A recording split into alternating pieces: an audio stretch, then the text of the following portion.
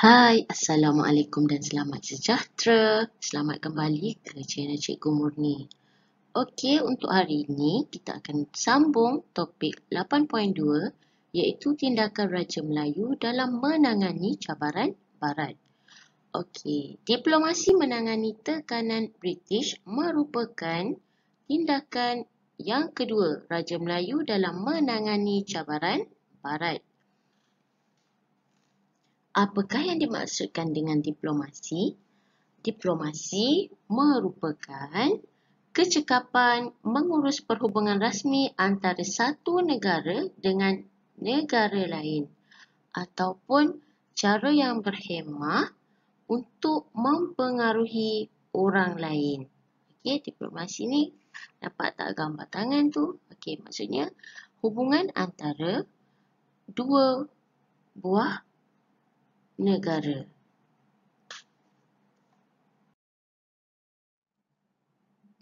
Seterusnya, kita tengok siapakah yang menjalankan diplomasi. Okey, antaranya ialah Kesultanan Johor iaitu Sultan Abu Bakar telah mengadakan hubungan baik dengan Kerajaan Negeri Selat. Yang kedua, baginda juga telah melakukan kunjungan ke England untuk bertemu dengan Ratu Victoria. Dan yang ketiga, baginda juga menubuhkan Lembaga Penasihat Johor di London.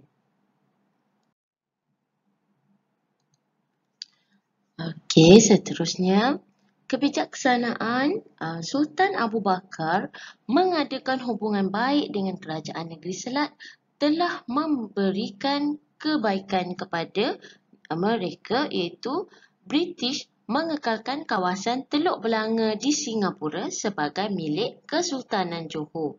Selain daripada itu, hubungan baik ini juga telah menyebabkan baginda dan kerabatnya menetap di Singapura sehingga tahun 1889 sebelum berpindah ke Johor. Yang kedua, baginda juga telah melakukan kunjungan ke England untuk bertemu dengan Ratu Victoria. Di sini, baginda telah dikurniakan gelaran Maharaja Johor pada tahun 1868. Dalam pertemuan ini juga, baginda dapat meredakan tekanan Gubernur Negeri Selat.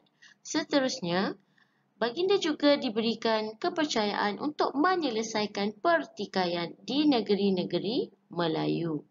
Seterusnya, yang ketiga, baginda juga telah menubuhkan Lembaga Penasihat Johor di London. Okey, ahli dilantik oleh baginda dalam kalangan pegawai British yang berpengaruh. Seterusnya, membantu menasihati baginda dalam pentadbiran. Kebijaksanaan diplomasi dan dasar persahabatan Sultan Abu Bakar dengan pihak British telah berjaya mengekalkan kedaulatan Kesultanan Johor sehingga tahun 1914. Jelas di sini kita melihat bagaimana Sultan Abu Bakar telah menjalinkan hubungan baik dengan British sehingga berjaya untuk mengekalkan kedaulatan Kesultanan Johor. Selain daripada Kesultanan Johor, Sultan Zainal Abidin III dari Kesultanan Terengganu turut menjalankan diplomasi. Diplomasi ini dapat dilihat dalam kebijaksanaan baginda dalam rundingan dan yang kedua menandatangani perjanjian British Terengganu pada tahun 1910.